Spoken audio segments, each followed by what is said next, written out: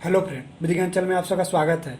आज हम इस वीडियो में न्यायालय के बहुत महत्वपूर्ण टॉपिक को समझने वाले हैं। यह टॉपिक है न्यायालय में क्रिमिनल केस की प्रक्रिया कैसे चलती है, यानी criminal case procedure by court. यह वीडियो जो है नए नए वकील बने हैं जिनको एक्ट अधिनियम की पूरी जानकारी होती है मगर न्यायालय की प्रक्रिया के बारे में समझ नहीं रहती, और जो लॉ के स्टूडेंट हैं यानी विधि के छात्र हैं उनके लिए भी यह बहुत महत्वपूर्ण वीडियो है। उन सबको इस वीडियो को अच्छे तरीके से सुनना और समझना चाहिए, जिससे अपराध तथा दंड प्रक्रिया के महत्वपूर्ण धारा को समझने का मौका मिलेगा तथा भारत के हर नागरिक जिसका अधिकार है अपने कानून की पूरी जानकारी रखना तथा जब किसी व्यक्ति के साथ अपराध हो वह क्या क्या कर सकता है जिससे न्याय मिले तथा समाज में फिर से वह अपराध न हो। और आम नागरिक इस पूरे वीडियो को सुनेगा और समझेगा तो उसको मैं पूरा विश्वास दिलाता हूँ बिना वकील के जानकारी के भी अपने केस का देखरेख मजबूती से कर सकता है। इसलिए मैं आप सबसे अनुरोध करूंगा आप इस वीडियो को पूरा सुने। वीडियो थोड़ा लंबा होगा मगर आपको बहुत बड़ी जानकारी मिलेगी। साथ में मैं चाहूँगा अगर वीडियो पसंद आए तो लाइक और कमेंट जरूर करना तथा मेरे विधि ज्ञान चैनल से पहली बार जुड़ रहे हैं तो चैनल को सब्सक्राइब तथा बेल आइकन घंटी को प्रेस जरूर कर देना। आगे बढ़ने से पहले मैं उन तमाम दोस्तों को धन्यवाद बोलूँगा जिन लोगों ने इस वीडियो की मांग की। सबसे पहले मैं आपको बता दूं, इस वीडियो में साधारण शब्द का इस्तेमाल किया हूं ताकि आपको पूरी वीडियो समझ में आए। मैं वह सारी कानूनी शब्द का इस्तेमाल करूंगा जो अपराध से न्यायालय के अंतिम आदेश तक इस्तेमाल होता है, जैसे ऑफेंस जिसे हम अपराध कहते हैं, कॉग्निजेबल ऑफेंस जिसे हम संज्ञेय अपराध कहते हैं, नॉन कॉग्निजेबल ऑफेंस जिसे हम असंज्ञेय अपराध कहते हैं, फर्स्ट इंफॉर्मेशन रिपोर्ट FIR, प्रथम सूचना रिपोर्ट जिसे हम कहते हैं, कंप्लेंट जिसे हम परिवाद कहते हैं, अरेस्ट जिसे हम गिरफ्तारी करते हैं, चार्ज, विटनेस जिसे हम गवाह कहते हैं, आर्गुमेंट जिसे हम तर्क देना कहते हैं, जजमेंट जिसे हम आदेश। और इस आधार पर मैं आपको 11 स्टेप में बताने वाला हूँ इस वीडियो में। पहला जो है अपराध का होना, दूसरा है अपराध संज्ञेय या असंज्ञेय, 2 प्रकार का होता है, तीसरा पुलिस या मजिस्ट्रेट के पास सूचना देना, चौथा पुलिस के पास FIR सेक्शन 154, पांचवा मजिस्ट्रेट के पास कंप्लेंट सेक्शन 200, छठा पुलिस के द्वारा गिरफ्तारी सेक्शन 167, सातवां चार्जशीट फाइल करना सेक्शन 173, आठवां चार्जशीट पर बहस, नौवां गवाहों के बयान, 10वां वकील के द्वारा अंतिम तर्क और 11वां न्यायालय के द्वारा आदेश देना। तो आप सब समझ गए होंगे यह वीडियो कितना महत्वपूर्ण है। तो आइए शुरुआत करते हैं, स्टेप बाय स्टेप हम समझते हैं। सबसे पहले जो बात आती है, किसी भी अपराध और न्यायालय की जो प्रक्रिया चालू होगी वो शुरुआत होगा अपराध से, यानी कोई ना कोई अपराध उसमें होना चाहिए। पहला स्टेप हमारा था अपराध का होना। सबसे पहली बात यह है कि भारतीय दंड संहिता 1860 में दिए गए अपराध होना चाहिए। किसी व्यक्ति के साथ अपराध होना चाहिए जो भारतीय दंड संहिता 1860 के तहत अपराधी को दंड दिया जा सकता, जो समाज के लिए घातक होता। दूसरी जो हमारी स्टेप थी वो था अपराध संज्ञेय यानी कॉग्निजेबल या असंज्ञेय, नॉन कॉग्निजेबल, 2 प्रकार का होता है। जब किसी व्यक्ति के साथ कोई अपराध होता है तो उस अपराध को 2 नजरिए से देखा जाता है कि जो अपराध हुआ है वह अपराध संज्ञेय कॉग्निजेबल या असंज्ञेय नॉन कॉग्निजेबल है। संज्ञेय अपराध कॉग्निजेबल ऑफेंस खतरनाक किस्म के होते, जिसे जल्द से जल्द कार्रवाई करना आवश्यक होता है, इसलिए पुलिस के पास पावर है, बिना वारंट के गिरफ्तार कर सकता है। संज्ञेय अपराध के बारे में CRPC फर्स्ट शेड्यूल यानी दंड प्रक्रिया संहिता 1973 के प्रथम अनुसूची में आपको मिल जाएगा। असंज्ञेय अपराध, असंज्ञेय अपराध नॉन कॉग्निजेबल ऑफेंस वह होता है जिसमें जान माल का बहुत कम नुकसान हो तथा पुलिस बिना मजिस्ट्रेट के आदेश के बिना कार्रवाई नहीं करती। सबसे आसान शब्दों में बताऊं तो संज्ञेय अपराध और असंज्ञेय अपराध वह होता है जो 10 वर्ष या 10 वर्ष से अधिक का कारावास होता है, उसे संज्ञेय अपराध यानी कॉग्निजेबल ऑफेंस कहते हैं, तथा जिस अपराध के लिए 10 वर्ष से कम का कारावास होता है उसे असंज्ञेय अपराध यानी नॉन कॉग्निजेबल ऑफेंस कहते हैं। तीसरा जो हमारा स्टेप था पुलिस या मजिस्ट्रेट के पास सूचना देना। जब भी कोई अपराध होता है तो हमारे दंड प्रक्रिया संहिता में बहुत महत्वपूर्ण बात बताई गई है कि किसी भी व्यक्ति के अपराध होता है किसी व्यक्ति के साथ तो पहले वह नजदीकी पुलिस थाने में सूचना देगा। अगर पुलिस थाने वाले अगर मामले को दर्ज करने से इनकार कर देते हैं तब उस अपराध के बारे में नजदीकी न्यायालय के मजिस्ट्रेट के पास सूचना दिया जा सकता है। मैं आपको यहाँ दो बातें क्लियर करना चाहता हूँ।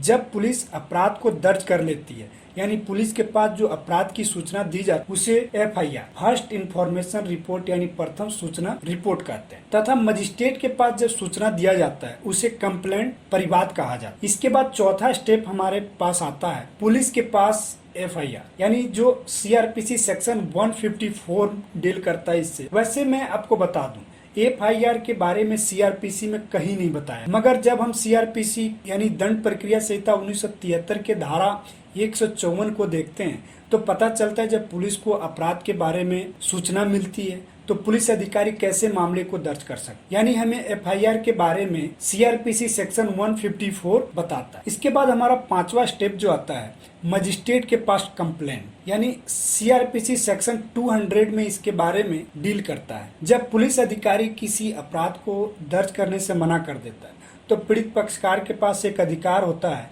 कि वो मजिस्ट्रेट के पास अपराध की सूचना दे तथा मजिस्ट्रेट के न्यायालय में उस अपराध को दर्ज किया जाता है। मजिस्ट्रेट की पूरी जिम्मेदारी बनता है कि जिस अपराध की सूचना मिली है उसको अपने विवेक तथा CRPC सेक्शन 200 यानी दंड प्रक्रिया संहिता के धारा 200 से लेके धारा 203 तक के प्रक्रिया करे तथा उस अपराध पर जो उचित लगे वह कार्रवाई करे। यहाँ तक आपने बहुत आसान शब्दों में समझा अपराध क्या है, अपराध कहाँ दर्ज करवाई जा सकती है, पीड़ित व्यक्ति के साथ जब अपराध होता है तो उसके पास क्या क्या अधिकार हैं। अब चालू होता है पुलिस, मजिस्ट्रेट, वकील का काम, यानी इसके बाद की कार्रवाई पुलिस, मजिस्ट्रेट, वकील पूरा करें। पीड़ित व्यक्ति को सिर्फ इसमें सहयोग करना हो। तो अगला हम छठा स्टेप अपना देखेंगे, पुलिस के द्वारा गिरफ्तारी, जो CRPC सेक्शन 167 डील करता है। जब पुलिस अधिकारी को संज्ञेय अपराध यानी कॉग्निजेबल ऑफेंस का सूचना मिलता है या मजिस्ट्रेट आदेश देता है किसी व्यक्ति को गिरफ्तार करने के लिए, तब पुलिस अधिकारी जितना जल्द होगा अभियुक्त को गिरफ्तार करेगा, यानी एक्यूज को गिरफ्तार करेगा। जब अभियुक्त गिरफ्तार होगा उसे 24 घंटे के अंदर थाने के क्षेत्र के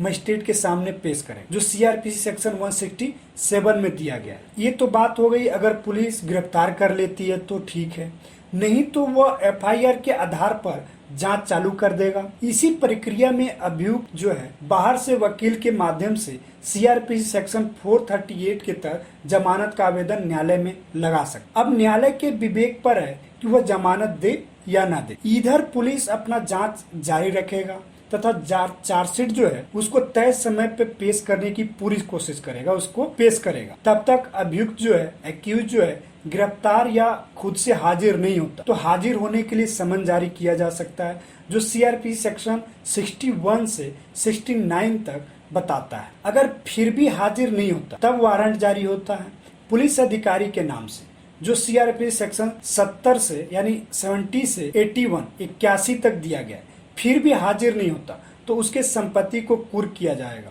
जो CRPC सेक्शन 82 से लेकर 86 तक दिया गया। ये तो प्रक्रिया अपनाई जाती है गिरफ्तारी के लिए, और जब अभियुक्त गिरफ्तार हो जाता है तब तो उसको जल्द से जल्द उस नजदीकी जो भी क्षेत्र में मजिस्ट्रेट होगा उसके पास 24 घंटे के अंदर में उसको पेश करना होगा। अब यहाँ पे मैं अभियुक्त जो है, एक्यूज जो है, उसके वकील के लिए 2 पॉइंट बताऊंगा। पहला तो है जब पुलिस अभियुक्त को गिरफ्तार करती है और धारा 167 के तहत 24 घंटे में मजिस्ट्रेट के पास पेश नहीं करती तो अभियुक्त के वकील मजिस्ट्रेट के सामने पुलिस से जवाब तलब कर सकती है तथा इसका बेनिफिट अभियुक्त के वकील को मिलेगा।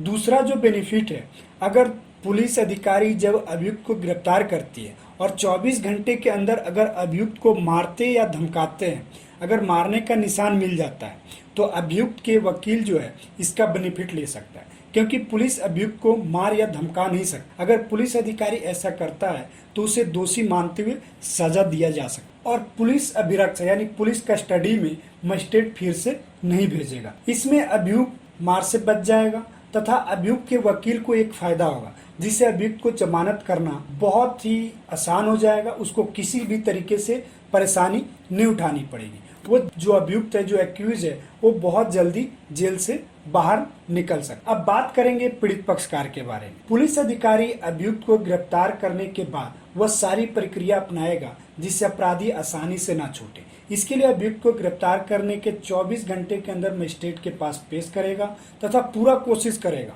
अभियुक्त को पुलिस कस्टडी में मजिस्ट्रेट के द्वारा ही मिल जाए, जिससे आगे की जांच में आसानी होगा। अब यहाँ मजिस्ट्रेट के विवेक के अनुसार डिसीजन लेना है कि अभियुक्त को पुलिस अभिरक्षा में सौंपा जाए या न्यायिक हिरासत में, या अभियुक्त को कोई गलती नहीं है जमानत पर इसको छोड़ दिया जाए। मैं आपको यहाँ पुलिस अभिरक्षा में मजिस्ट्रेट अधिकतम 7 दिन तक भेज सकता है। अगर पुलिस अधिकारी को 7 दिन के बाद भी अगर और भी पूछताछ करना है तो उनको फिर से नए तरीके से आवेदन करना होगा। यहाँ अभियुक्त का वकील पूरा कोशिश करता है कि अभियुक्त पुलिस अभिरक्षा यानी पुलिस कस्टडी में बहुत कम दिन तक रहे। अगर मजिस्ट्रेट को लगता है अभियुक्त को पुलिस अभिरक्षा यानी पुलिस कस्टडी में देना आवश्यक नहीं है, तो मजिस्ट्रेट न्यायिक अभिरक्षा यानी जुडिशियल कस्टडी में अधिकतम 15 दिन तक भेज सकता है। आवश्यक होने पर यह सीमा 15वें दिन पर बढ़ाया जा सकता है। इसके बाद हमारा 7वां स्टेप आता है चार्जशीट फाइल करना, जो सीआरपीसी सेक्शन 173 में बताया गया। जब पुलिस अधिकारी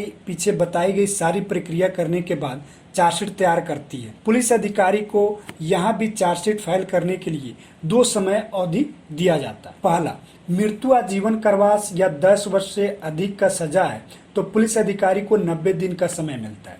दूसरा, 10 वर्ष से कम के सजा वाले अपराध में पुलिस को 60 दिन का समय मिलता है। इतने दिनों में अगर चार्जशीट फाइल नहीं होता तो अभियुक्त को जमानत पर छोड़ा जा सकता है। यानी 90 दिन में अगर चार्जशीट फाइल नहीं हुआ तो इसका बेनिफिट एक्यूज अभियुक्त को मिलता है। यहाँ पीड़ित पक्षकार की बात करें तो बताना चाहूंगा, चार्जशीट तैयार होने के समय पीड़ित पक्षकार को पूरी सहयोग करनी चाहिए तथा पुलिस अधिकारी को भी कड़ी मेहनत करके चार्जशीट तैयार करनी चाहिए, जिससे अपराध की सजा अपराधी को मिले। अब बात करें अभियुक्त के लिए, तो चार्जशीट फाइल होने के लिए जो प्रक्रिया होगी उसमें अभियुक्त क्या कर सकता है, तो मैं बताना चाहता हूँ। अभियुक्त को पूरा कोशिश करना चाहिए, चार्जशीट मजबूत नहीं होना चाहिए, उसमें कुछ ना कुछ कमी अवश्य रह जाए, जिससे बाद में उसको बेनिफिट अभियुक्त को एक्यूज को मिल जाए। जब चार्जशीट मजिस्ट्रेट के सामने पेश किया जाएगा, उसके समक्ष पेश किया जाएगा, तब मजिस्ट्रेट के पास सीआरपीसी सेक्शन 190 यानी धारा 190 के तहत उसको एक शक्ति, उसको पास एक पावर है कि वो अपराध की संज्ञान करे। संज्ञान का अर्थ होता है अवगत होना। अगर मजिस्ट्रेट चार्जशीट के बेस पर लगता है कि जो जांच तथा एविडेंस जो साक्ष्य दिया गया है उसमें कोई अपराध नहीं बनता, तो उस चार्जशीट को खारिज करते हुए अभियुक्त को आरोप से मुक्त कर देगा। अगर मजिस्ट्रेट को लगता है चार्जशीट या साक्ष्य जो एविडेंस उसमें जो पेश किया गया है उसमें कोई अपराध बनता है तो वह आगे की प्रक्रिया का आदेश जारी कर देगा। इसके बाद 8वां स्टेप हम जानेंगे चार्जशीट पर बहस। पुलिस अधिकारी जब चार्जशीट फाइल करेगा तब अभियुक्त को सूचित करेगा या न्यायालय में पेश करेगा। यह जिम्मेदारी पुलिस अधिकारी का है। जब अभियुक्त न्यायालय में पेश किया जाता है या न्यायालय में हाजिर होता है तो उसे चार्जशीट जो साक्ष्य जो एविडेंस को निःशुल्क मुहैया कराएगी। उसके लिए उसमें कोई रकम नहीं लिया जाएगा। या अभियुक्त का वकील चाहे तो कुछ समय के लिए न्यायालय से वह अपने आवेदन में कह सकता है कि पढ़ने तथा एविडेंस को समझने के लिए वक्त लग सकता है, इसलिए कुछ समय उसको दिया जाए। अब यहाँ पे न्यायालय का विवेक के अनुसार है कि वह कितने दिन का उसमें वकील को समय देता है।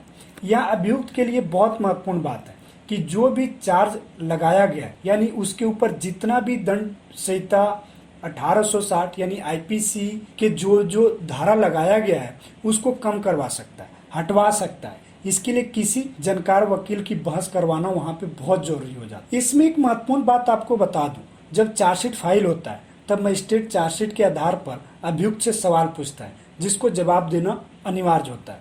मजिस्ट्रेट यह भी पूछ सकता है कि चार्जशीट में जो अपराध लगाई गई है तुम उसको मानते हो। अगर अभियुक्त ने बोल दिया हाँ तो इसी आधार पर मजिस्ट्रेट आदेश सुना सकते। वैसे बहुत सारे केस में अभियुक्त जो एक्यूज होते हैं वो मना कर देते हैं, हमने कोई अपराध नहीं किया, जिसके बाद आगे की प्रक्रिया पूरी की जाती है। अब यहाँ पे मजिस्ट्रेट के पास एक और जिम्मेदारी बनती है कि धारा जो उस अपराधी के ऊपर लगाया गया है, जो अभियुक्त के ऊपर लगाया गया है, वो क्या सच में उस अपराध लायक वो दोषी है या नहीं है। अगर है तो उसको हटाया नहीं जाएगा, अगर वो दोषी नहीं है तो उसमें से बहुत सारी धारा को हटा भी दिया जा सकता है।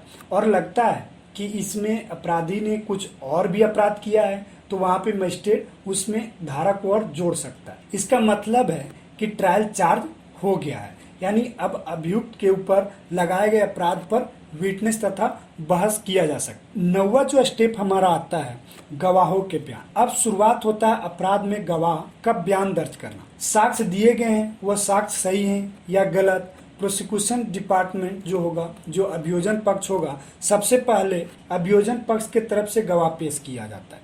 चार्जशीट में जितने गवाह या जितने कागजात पेश किया जाता है, जो भी एविडेंस से जुड़े हुए हैं, सबकी जांच करवाएगा। कौन? तो वो प्रोसिक्यूशन पक्ष वाले जो होते हैं, यानी अभियोजन पक्ष का जो होंगे, वो ये सारी चीजें प्रूव करेंगे न्यायालय के सामने। जैसा कि अपराध होते समय कुछ लोगों ने देखा, पुलिस के जांच में उन सबका नाम आया, तो उनको न्यायालय समन भेजकर बुलाएगी तथा अभियोजन पक्ष जो प्रोसिक्यूशन वाले जो हैं, पक्ष के जो वकील होंगे, एक एक करके मजिस्ट्रेट के सामने बयान दर्ज करवाएंगे।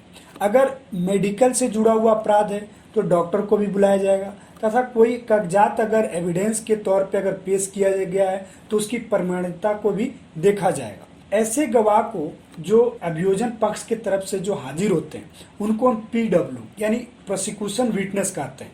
ये आप लोग नोट कर लीजिएगा, बहुत ही इम्पोर्टेंट बात है। बहुत जगह ऐसा कंफ्यूजन हो जाता है, PW1, PW2, PW3 ऐसी चीजें लिखी होती है, तो वहाँ पे थोड़ा बहुत कंफ्यूजिंग होता है कि PW क्या है। तो आप लोग इसको नॉलेज में कर लीजिए, अगर आप चाहें तो नोट भी कर लीजिए। PW का मतलब होता है प्रोसिक्यूशन विटनेस। इसके बाद अभियुक्त के वकील यानी जो अभियोजन प्रोसिक्यूशन के गवाहों को क्रॉस एग्जामिनेशन करेगा, यानी प्रोसिक्यूशन के गवाह जो हैं वो जो बयान दर्ज करवाया है उसे गलत सिद्ध करना है। अभियुक्त एक्यूज के वकील का महत्वपूर्ण काम होता है कि वो जो भी एविडेंस मिला है, जो भी उसमें विटनेस आए हैं, उन सबको क्रॉस एग्जामिन करके उसको वहीं पे गलत सिद्ध कर देना, उसको गलत ठहरा देना। इसके बाद अभियुक्त का बयान दर्ज होता है जो CRPC सेक्शन 330 यानी दंड प्रक्रिया संहिता 1973 के धारा 313 बहुत ही महत्वपूर्ण और इम्पोर्टेंट सेक्शन है। आप लोग इसको याद जरूर रखिएगा। जब अभियोजन यानी प्रोसिक्यूशन के तरफ से गवाही हो जाती तब मजिस्ट्रेट खुद अभियुक्त से यानी जो अक्यूज है उससे गवाही ले। इसका मकसद होता है अभियुक्त को अपने ऊपर लगे आरोपों के बयान से बचाव प्राप्त। जैसे मजिस्ट्रेट का सवाल है, अभियोजन पक्ष के गवाहों से पता चलता है कि जो वस्तु बरामद हुई है वह क्या तुम्हारी है। यहाँ पर अभियुक्त अपना स्पष्टीकरण देगा, उसको जो भी बोलना होगा वो पूरी बेबाकी से बोलेगा। यहाँ पे मैं एक बहुत ही महत्वपूर्ण बात बता दूं, जब मजिस्ट्रेट और जब एक्यूज से जब ये बयान दर्ज होगा, यहाँ पे कोई कुछ नहीं बोलेगा। इन दोनों के अलावा कोई तीसरा इसमें कुछ नहीं बोल सकता, यानी किसी के तरफ का भी वकील इसमें हाँ या ना में या कुछ भी वहाँ पे बोल ही नहीं सकता। मजिस्ट्रेट के ऊपर है वो क्या सवाल करे, अभियुक्त के ऊपर है कि वो क्या जवाब। इसके बाद अभियुक्त से न्यायालय कहता है कि अगर तुम्हारे पास बचाव के लिए कोई गवाह है तो उसे पेश करो।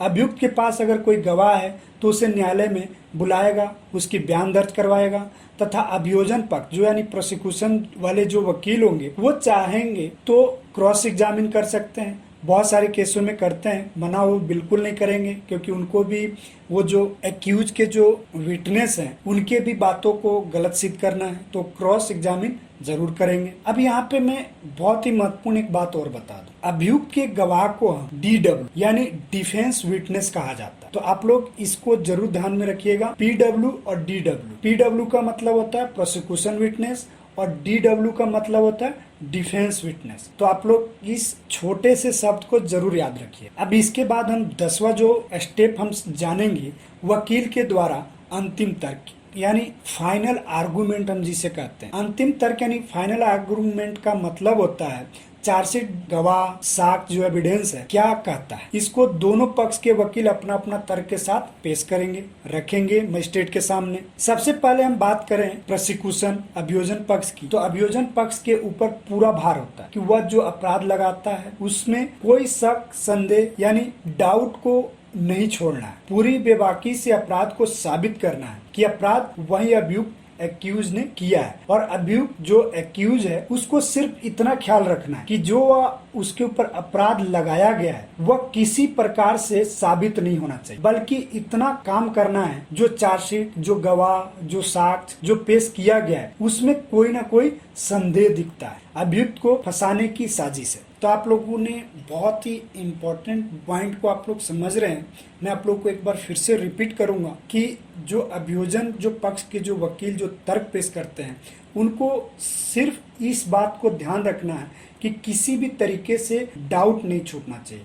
अगर कोई भी संदेह, कोई भी शक अगर छूट रहा है तो उसका बेनिफिट अक्यूज अभियुक्त को जरूर मिल सकता, आपकी केस वहीं पे खत्म हो सकती। तो इसलिए उसमें बिल्कुल भी शक या संदेह की कोई गुंजाइश होनी नहीं चाहिए, क्योंकि हमारे लॉ में बहुत ही महत्वपूर्ण बात बताई गई है कि पीड़ित पक्षकार को ही अपराध साबित करना हो। अभियुक्त के ऊपर कोई भी ऐसा भार नहीं होता कि वो अपराध को साबित करे। और जो अभियुक्त जो है, जो एक्यूज है, उसको तो कोई टेंशन ही नहीं है, उसको तो कोई साबित ही नहीं करना कि मैंने अपराध किया हूं या नहीं किया। तो उसको एक चीज का ध्यान रखना होता है कि जो जो बातें प्रोसिक्यूशन टीम ने बताई है, अभियोजन पक्ष की तरफ से बताया गया है, वो संदेह है उसमें कि कोई ना कोई डाउट है कि जो अपराध उस अभियुक्त के ऊपर लगाया गया है वो एक तरीके से लग रहा है कि उसमें उसको फंसाने की पूरी साजिश है, उसमें पूरी तैयारी की गई है कि अभियुक्त फंस जाए। तो ऐसा उसको सिर्फ करना है। अगला हम जो लास्ट जो स्टेप समझने वाले हैं, न्यायालय के द्वारा आदेश देना, जिसे हम जजमेंट कहते हैं, ऑर्डर बोल सकते हैं उसको। ये सारी प्रक्रिया होने के बाद, न्यायालय को पूरी प्रक्रिया को बारीकी से देखने के बाद जजमेंट सुनाने का एक पावर होता है।